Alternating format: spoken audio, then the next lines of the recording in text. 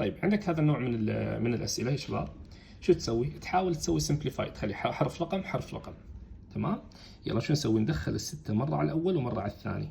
6 ضرب 5 30، هذه ناقص نحط ناقص. 6 ضرب 3 18 ام، خلصنا منها صح؟ شو بقى عندي؟ زائد 20.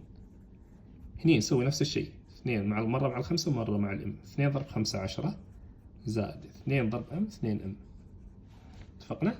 هني إذا في عندك أكثر من رقم اجمعهم، ادمجهم مع بعض، وإذا كان عندك أكثر من حرف ادمجهم. في عندي حرفين اللي هو كونستانت تيرم، موجب 30 وموجب 20، يعني اثنينهم موجب ف50 يصيرن. ناقص 18 ام يساوي 10 زائد 2 ام.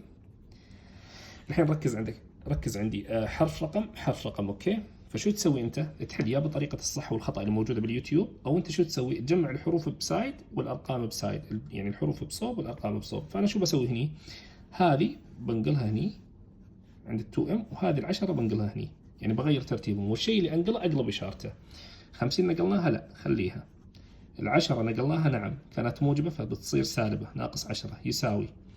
ال2 ام نقلناها لا نفس ما هي. هذه نقلناها نعم شو صارت؟ موجب 18 ام. 50 ناقص 10 40 يساوي 2 زائد 18 20 ام. يلا كيف اسوي ايزوليشن للام؟ اخليها بروحها، تقسيم 20 تقسيم 20. كم 40 تقسيم 20؟ 2.